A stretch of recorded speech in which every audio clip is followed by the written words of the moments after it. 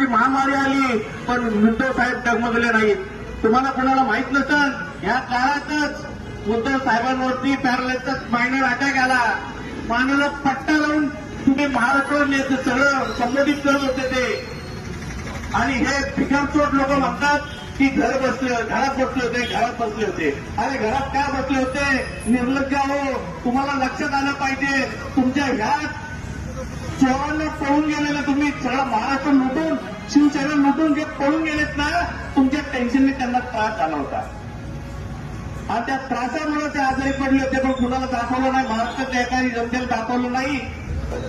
ते स्वतः एकटे लढले पण महाराष्ट्र व्यवस्थित सापडला.